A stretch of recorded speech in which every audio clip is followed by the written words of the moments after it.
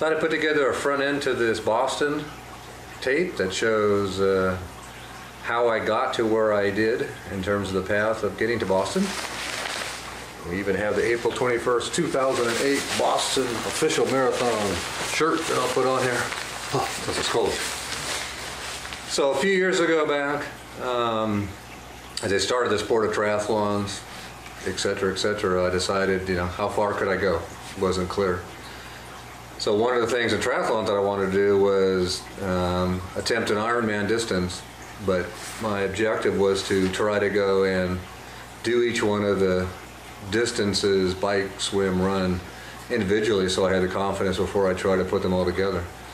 So a few years back, I did my first Sacramento marathon at the California National Marathon, and just went in and ran the race, didn't have any expectations, had no idea even what Boston qualified time meant or what the time was, and ended up getting something like a 3:39, which was like, I guess, 9 minutes from a Boston qual, and I said to myself, hey, that wasn't that hard.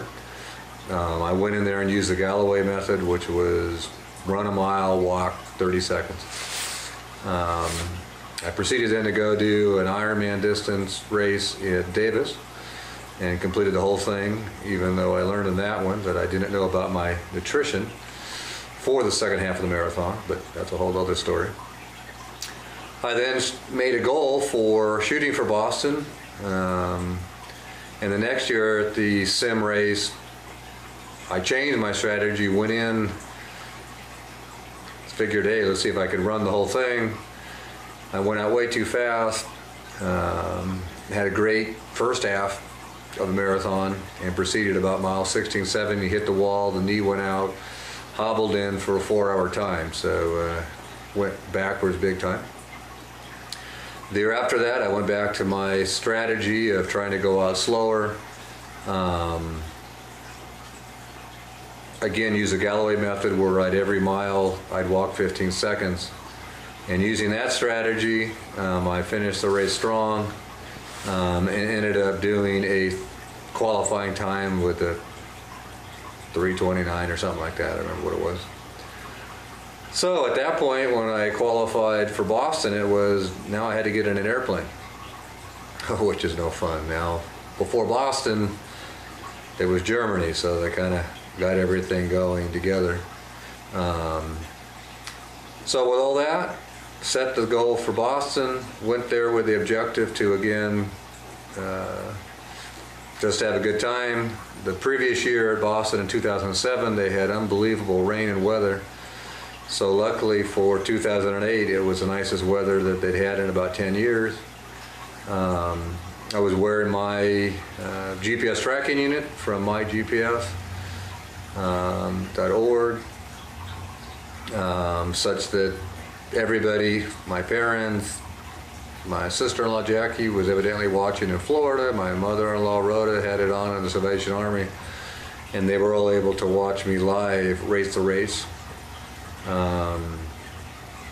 I was able to get on the HP team, which allowed us to get on personal buses, which was really neat because the bus drivers got right behind the elite buses, and literally going to the race start, they had stopped the entire freeway. Every exit was shut off, police escort.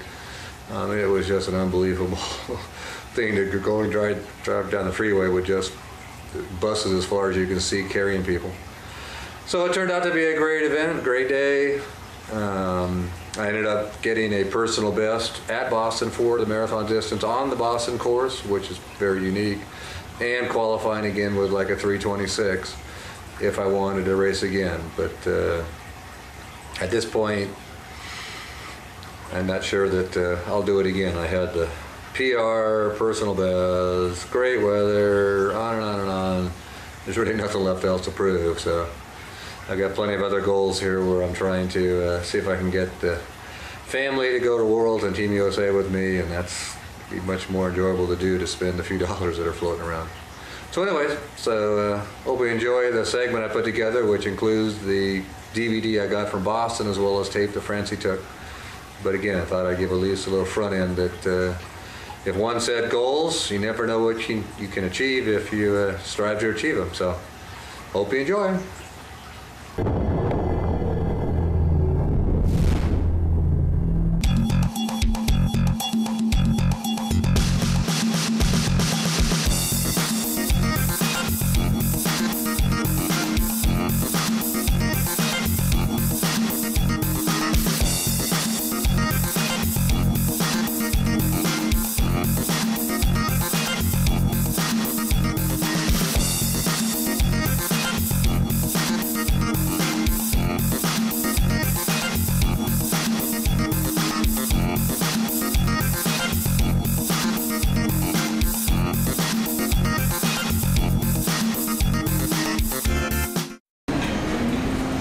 Okay, dude.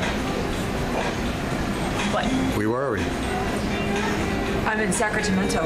Sacramento again? You world trip traveler? Again, but I'm in Terminal B this time. Yeah. A month ago I was in Terminal A. So I'm going to Boston. You never stay home. Instead of Aruba. This time you're going too. Where are we going? Where are we going? Boston? Boston. The marathon. No, I'm not running. You are. Mama didn't race no food. Here you have a casual runner.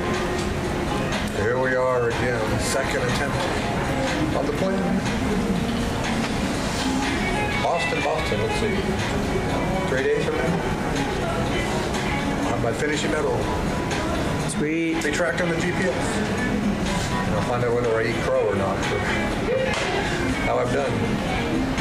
So we're on our journey. Where are we, dear?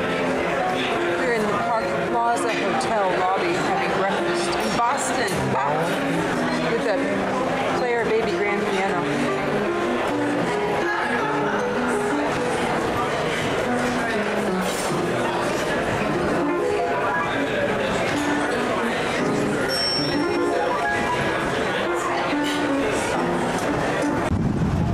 Okay, here we got all the amphibious. Oh, there goes one. Oh, it's all the ducks in a row. All the ducks in a row. Oh, I'm sorry. There goes a duck. Ducky duck. Man, I should brought mine. See how easy we can pull that sucker in?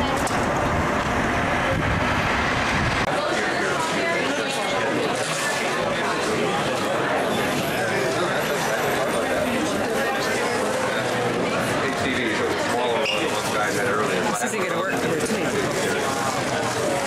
Good morning. Hey.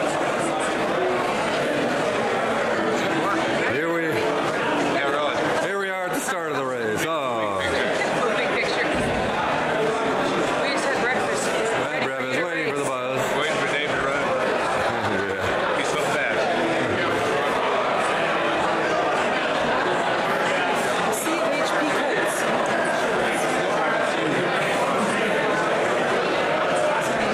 Oh, you look wide awake. Oh, good morning. Here we are on April 21st, 2008 for the 112th running of the Boston Marathon, or walking, or whatever we're going to be doing. So, I feel like I'm catching a cold. My legs are sore. He's running 5 days. Well, I haven't run in 5 days, but we're going to finish. All that matters. So, here we are waiting for the HP bus. This is where we've been eating breakfast. This is our table. We gotta prove you were here. You're real. Want to say hello to your wife? Your kid? She's in there. She's watching you.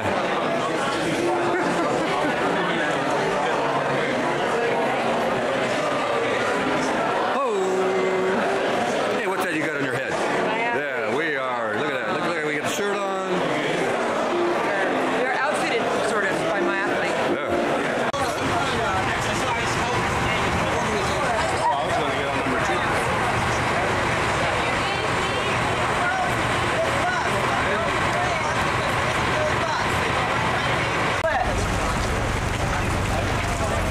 Should have a round of applause for Karen.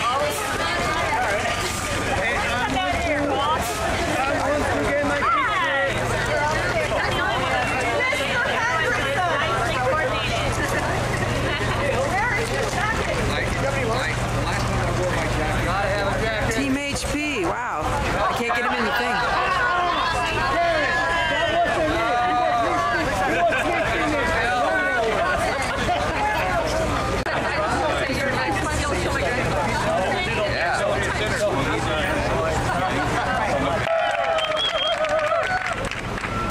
Somebody got a camera?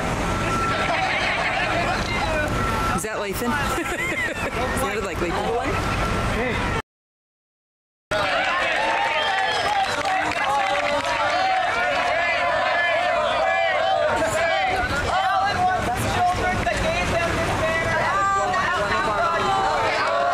Kids made the banner. That's so cute. So, and they made a map because they were sure they need a map to get to the end. So Eric was on the second bus.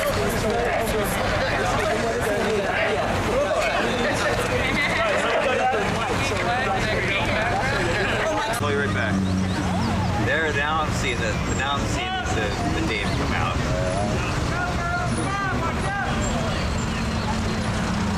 I've got 3:30 at the band, but I'm feeling good. Love it. Just do what you're doing. There he is, getting ready to go off to the marathon. They're releasing the buses, and I'm going back to the hotel.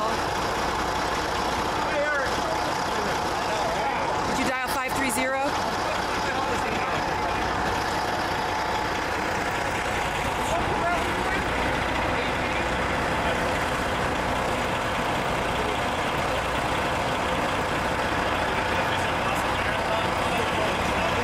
Jamie? Well, when you see it, it's there, right? Okay, so Don't tell me you don't gotta go. well, I've had it, but I've been since the bus. So I'm leaving the bus, heading toward the start line. So looks like I started about a half hour. So Bridget, Tell me you don't no, I have haven't moved on the bus. So I'm can't going chat. down. No I chatting. thought I'd say hello. Francis is gonna leave back in the bus, so I'm leaving. Okay, see you later. Bye. Hey, so you're off where? After the Boston Marathon, we're going to the start. Oh. Going to the starting line. I am ready. Ready? The boys of Boston. Okay, gloves.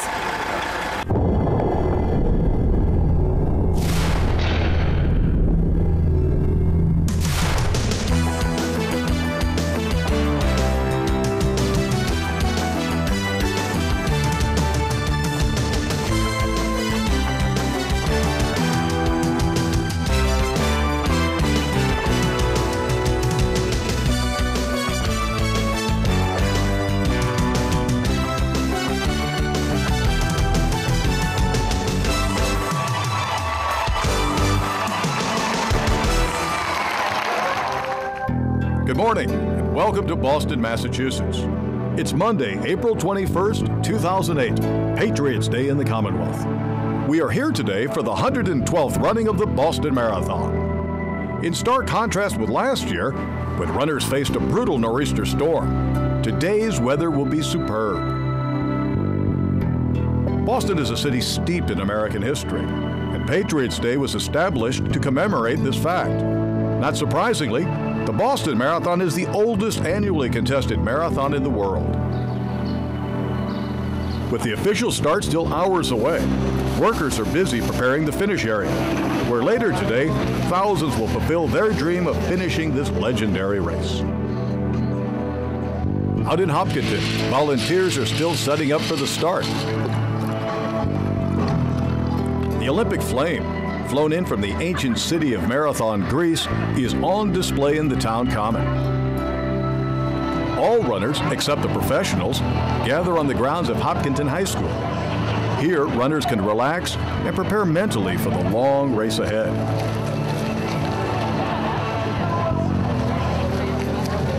Up at the starting line, the wheelchair division is about to get underway. And at 9:25 a.m., they are off and rolling. For safety reasons, the wheelchairs are controlled over the first half mile.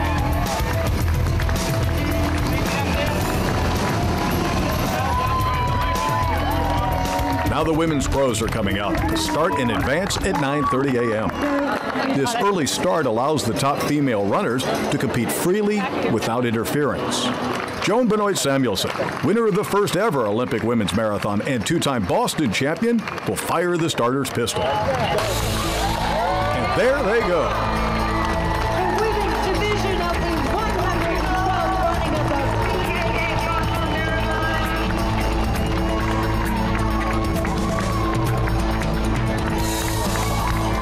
Among the notables in this field of 56 professional athletes is Jelena Prokopčuka of Latvia, wearing bib F2. Prokopčuka is a two-time New York City Marathon champion and has finished second in Boston the last 2 years. The 2007 champion, Lydia Grigorieva of Russia, wearing bib F1, is back to defend her crown. And Rita Jiptu, the 2006 champion from Kenya, wearing bib F4, will attempt to reclaim the title. Prokopčuka establishes the pace early, which is typical for her. She's confident, and it shows. She wants the Boston title and the maximum points for the World Marathon Majors, where she also finished second last year. 10 elite women have separated from the field and are moving ahead. On these early hills, Prokopčuka remains out front, followed closely by Jeptu F4 on her left and Eskala Tafa F5 of Ethiopia on her right. Back in Hopkinton, the elite men are coming out to warm up. As the 10 a.m. start approaches, the corrals are filled to capacity. You can feel the potential energy just aching to let loose.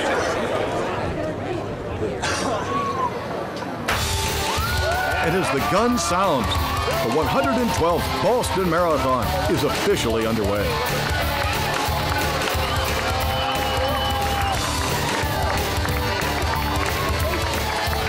With 25,000 entrants, this will be the second largest marathon in Boston history.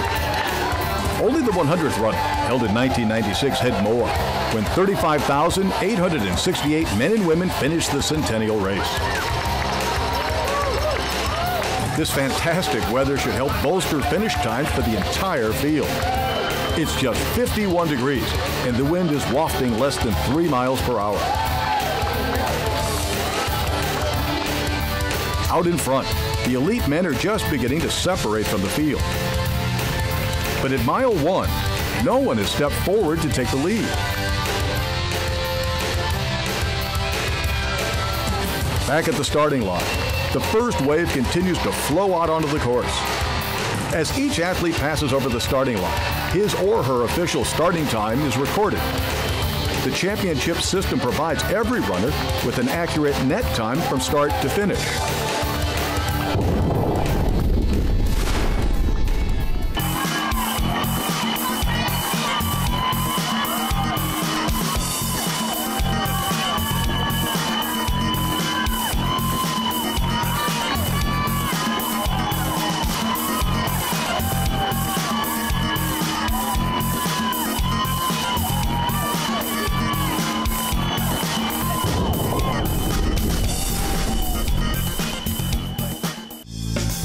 Ahead in Framingham, the women have reshuffled in the pack, with Eskala Tafa F5 of Ethiopia taking the lead, and Jelena Prokopčuka dropping to the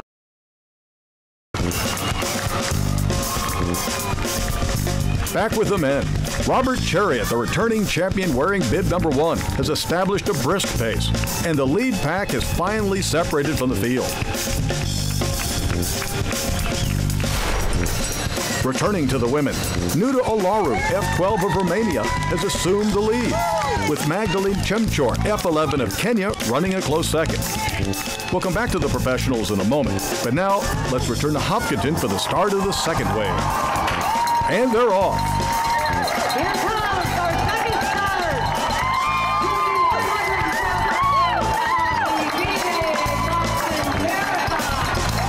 Wearing red bibs, numbered 14,000 and higher, these runners are mostly first-time Boston qualifiers. Everyone appears jubilant as they cross the starting line. Boston is the Mount Everest of marathons, and the summit lies 26.2 miles away. Now passing through Natick, the Ethiopian Tafa has assumed the lead once more. Tafa ran 2:23.23 at the recent Dubai Marathon, and she also won Paris in 2007, so she's a legitimate contender. From the helicopter, we can see the men's pack blazing through Framingham. At this point, they're down to 15 competitors, with training mates Lawrence Sina and Robert Chariot pressing the pace. Catching back up with the women, Yelena Prokopchuka has retaken the lead, with the original breakout pack of 10 contenders still intact. At 20 kilometers, they are first to hear the screaming throngs of Wellesley College. Quickly, we go to Boston, where Ernst van Dijk of South Africa is cruising down Boylston Street on his way to his 7th wheelchair title. He breaks the tape in 1:26.48. This man is incredible. Returning to Framingham, the fastest qualifiers are now passing the 10-kilometer mark. Soon, masses of runners appear on Waverly Street. Every runner's 10K is a measure of marathon performance. It's critical here that the runners sustain a sensible pace. They mustn't run too fast. But this can be tricky, since the course is mostly downhill through the first half of the race.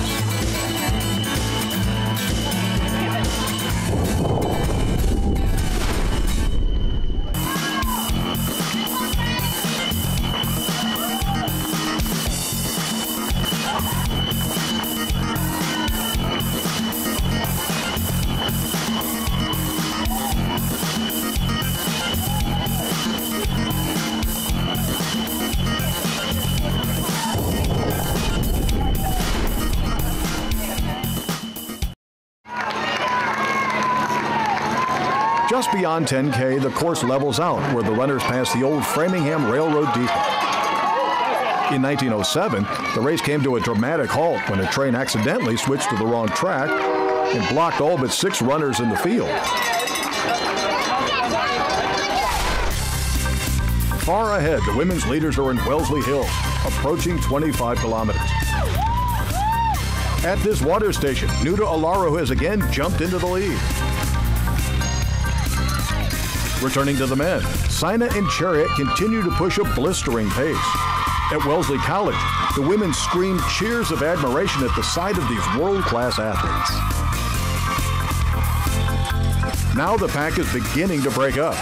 Lawrence Sina is gone, leaving Chariot in front with Abdurrahman Bouradan, number 7 of Morocco, and James Kwambai, number 2 of Kenya, close behind. With a half marathon split of 1:03.07, these guys are threatening the course record. Back in Natick, the field is passing the 15-kilometer mark. Here, along Lake Cochituate, runners look relaxed and confident. And why not? Today's weather conditions are perfect for running.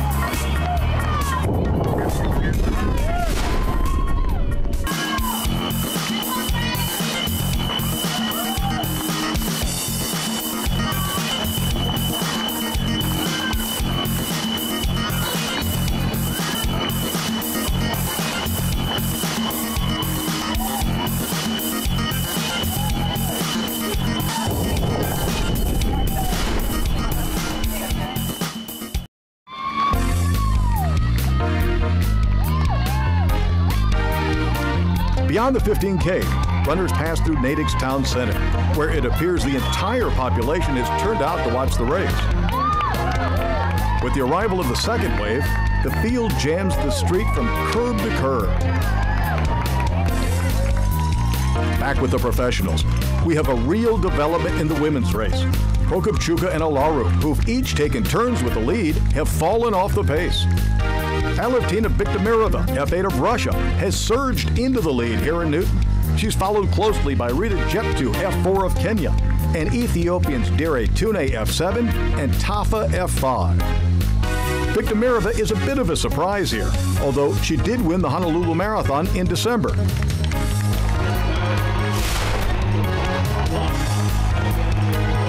Again, we quickly go to Boston, where Wakaku Tushida of Japan has won the women's wheelchair race for a second straight year with a time of 1:48.32. Returning to the women, Viktomirova and the others are already entering the Newton Hills. Dropping back now, Yelena Prokopchuka appears to be regaining her strength and is pressing ahead with hopes of catching the leaders. Emerging from Wellesley Hills, the men are entering Hell's Alley. This mile-long stretch ascends gradually, but in the absence of any appreciable headwind, the pace remains steady.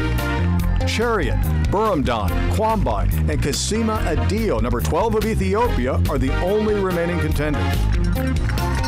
Returning to the field, thousands of runners are now flowing through Wellesley. At the college, hundreds of female students turn out annually to show their unrivaled support for the marathon.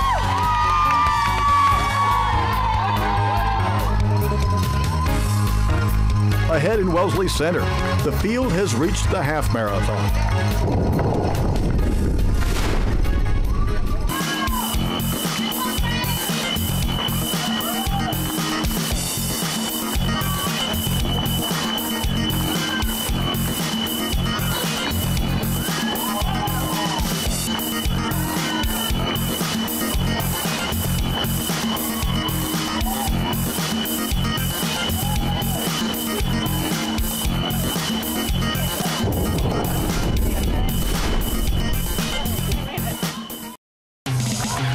Now running less than 3 miles behind the women, Robert Chariot, the three-time Boston champion, is making his move.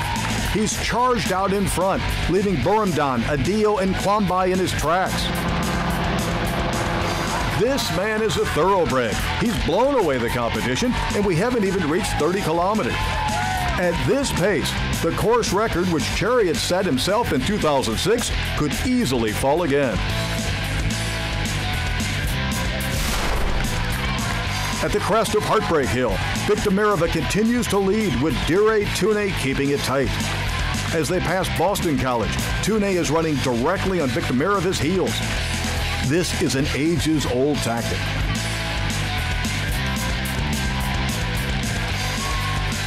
Jumping back again, Chariot is passing Magdalene Chemchor, F11, who started 25 minutes in advance. This is amazing. Even over these rolling hills, Chariot just ran a 4:37 mile. After passing Cleveland Circle, Viktomirova and Tune remain locked in a duel for the title. Although Viktomirova has led since entering Newton, Tune's strategy of running directly behind may give her an advantage in the final mile. Tune won the Houston Marathon back in January, turning in a personal best time of 2:24:40.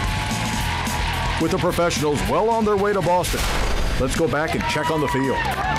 Here on Commonwealth Avenue, runners are in the midst of the Newton Hills. Although not particularly steep, their frequency and location late in the race makes them a serious challenge. Runners know if they can survive this difficult test, the remainder of the course is downslope to the finish.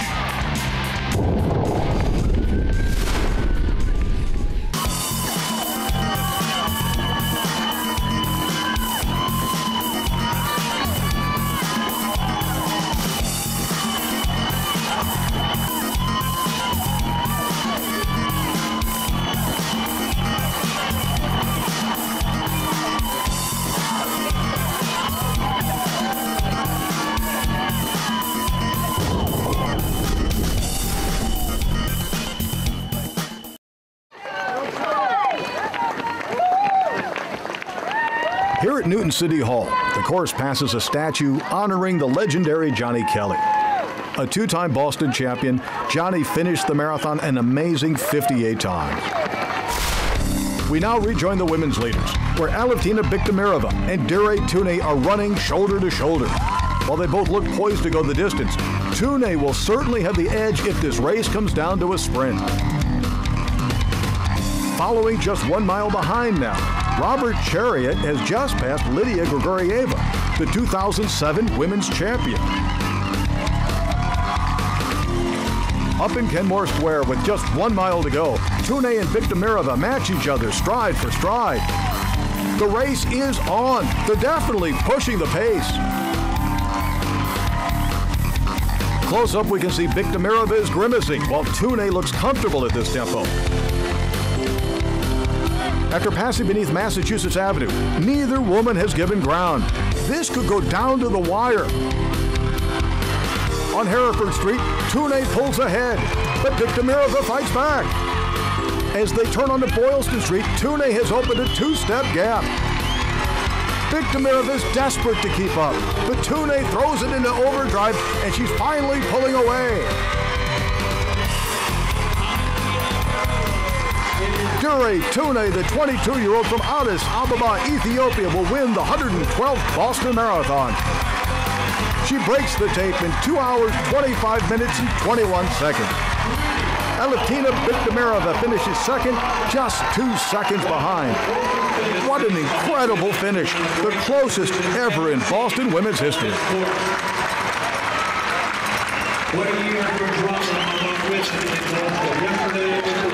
Rita Jeptu, the 2006 champion from Kenya, finishes a distant third. And finally, here's Yelena Prokopchuka, finishing a disappointing fourth. With only a half mile to go now, Robert Chariot is the runaway winner in the men's race. Even with a 25-minute head start, only 4 of 56 women managed to stay ahead of him. Had they run a little slower, he might have caught them all. Here, Chariot leads a squadron of police motorcycles under Mass Ave. This victory will put him back in the running for the World Marathon Majors title and on track for another $500,000 reward. Turning on Hereford Street, he looks very relaxed.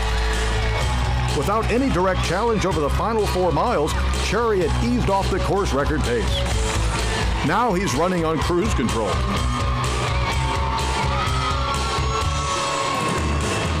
Robert Kipkoech Chariot, age 29, from the Nandi district of Kenya, is the 2008 Boston Marathon champion.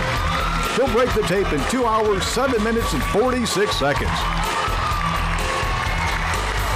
A 4-time champion, Chariot reigns supreme.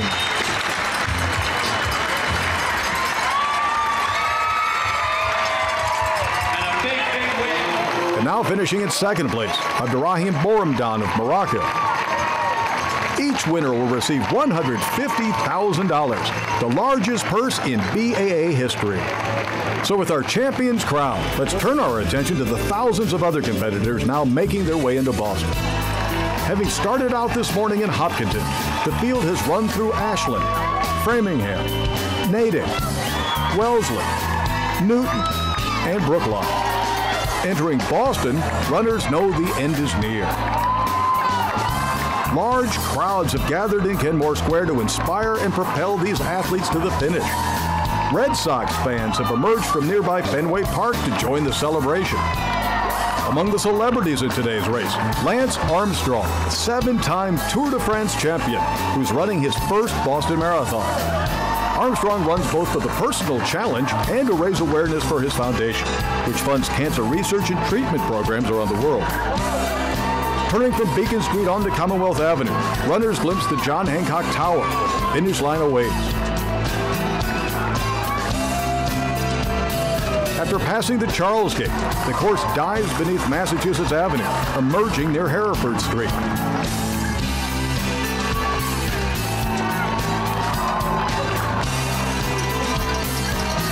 Turning onto Boylston, runners enter the promised land where the famed finish line comes into view. With only 3.5 blocks to go, the celebration is underway. Congratulations! You have just finished the 112th Boston Marathon.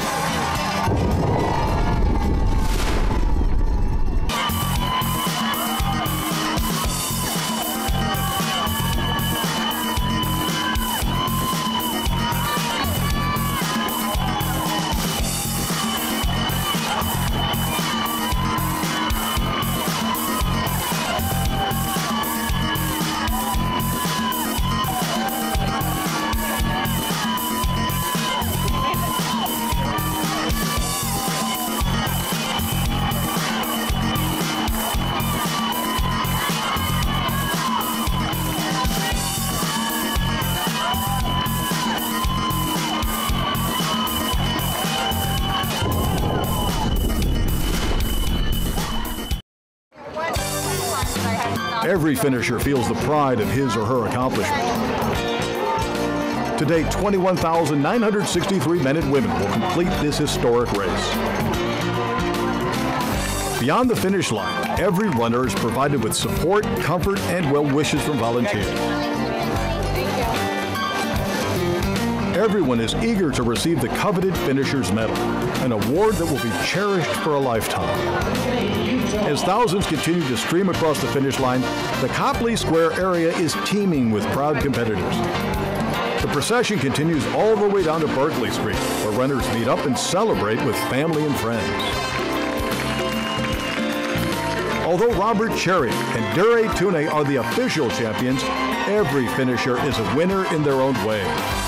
The 112th Boston Marathon is in the books. So are you.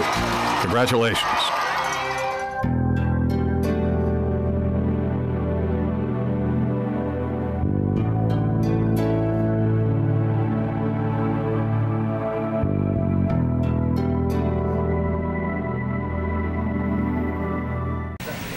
Okay, that's St. James Street, and the tent is the medical tent. And to get to Dave, I had to go through all those people and down around the block, and I felt like I had almost done a marathon trying to find him. He was with somebody's phone by the time I got to him, but he couldn't remember my phone number. Oh well.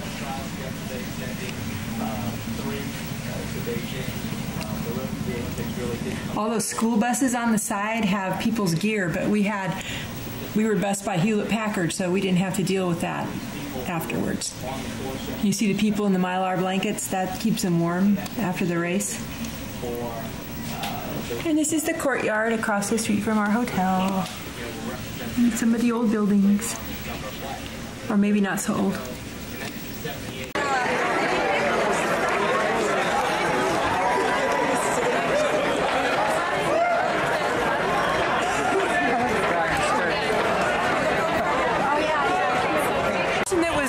On television. What? With Team Hoyt. My hat? Your hat. Oh, just my hat.